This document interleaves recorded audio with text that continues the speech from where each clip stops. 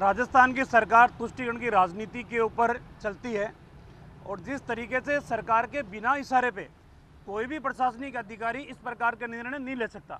और कोटा के अंदर जिस तरीके से धारा 144 लगाने के आदेश के अंदर भी उल्लेखित किया गया है कि कोटा शहर के अंदर भी द कश्मीर फाइल्स की भीड़ को देखते हुए धारा 144 लगाई जाती है। और धारा 144 ये कहती है कि 5 से ज़्यादा व्यक्ति एक जगह इकट्ठे नहीं हो सकते। तो क्या सरकार ये भी बताए कि वो फिल्म हॉल चालू रहेगा या वो भी बंद किया जाएगा। और जिस तरीके से राजस्थान की सरकार एक तरफ पीएफआई जो प्रतिबंधित संगठन है उस पीएफआई की अनुमति उसी कोटा की धरती के ऊपर देते हैं, वो अपना मसाल जुलूस निकाले, उपद्रव करे, अशांति का वातावरण पैदा करे और कोटा से आने वाले यूडीएच मंत्री जिनका नाम शांति है लेकिन हमेशा उनकी भाषा से उनके व्यवहार से अशांति पैदा करने का काम वो करते हैं। अब जहां शांति मौजूद पहले से है वहां अशांत कोटा कैसे हो सकता है।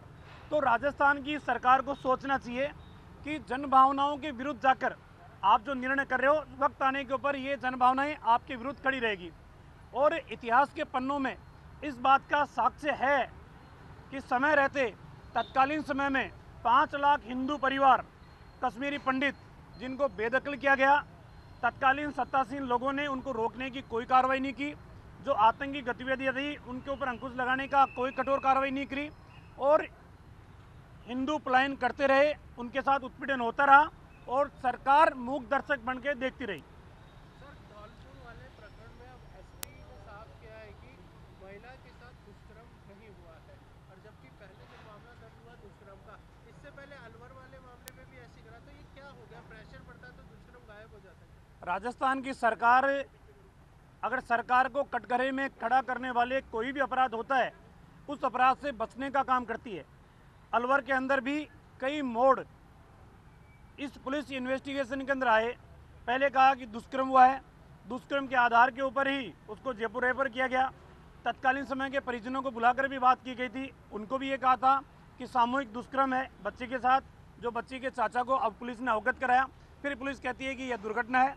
अब धौलपुर के अंदर दुष्कर्म का मामला दर्ज होता है और पुलिस कहती है कि मामूली कहासुनी के आधार के ऊपर।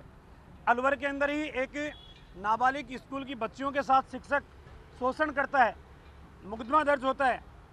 मंत्रियों के दबाव के अंदर उस मुकदमे को भी दबा दिया जाता है और फिर कहते हैं कि नहीं, गुस्से में आकर बच्चियों ने मुकदमा दर्ज करा दिया था।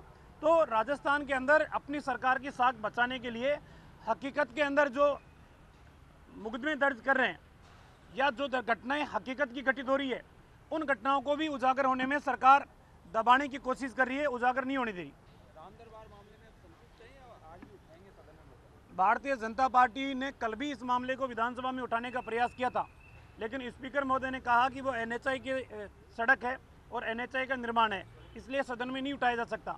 जब हमने सारे तथ्य स्पीकर साहब को बताए कि एनएचआई ने तो 2019 के अंदर ही राजस्थान स्टेट पीडब्ल्यूडी को रोड हस्तांतरित कर दी है, उसके बाद उन्होंने स्वीकार किया। आज हम इस मुद्दे को विधानसभा के अंदर उठाएंगे।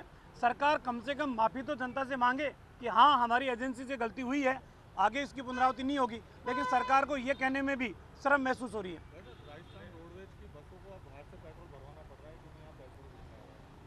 देखिए, ये बिल्कुल असंगत है कि बॉर्डर एरिया के अंदर जो स्टेट हैं उनके अंदर डीजल और पेट्रोल सस्ता है और राजस्थान की सरकार वेट के माध्यम से जो वसूली कर रही है वो बहुत अधिक कर रही है।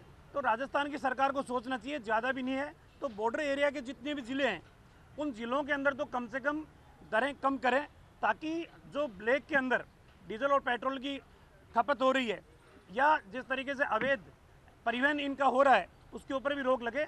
और अब तो राजस्थान सरकार की जो उपक्रम है वो उपक्रम भी राजस्थान की डिपो से डीजल और पेट्रोल लेना गुनाह समझ रहे हैं, वो भी अदर स्टेट से ले रहे हैं ताकि उनकी माली हालत वैसे तो गर्त के अंदर जारी है उसको थोड़ा बहुत बचा सके, तो उसका प्रयास वो लोग कर रहे हैं।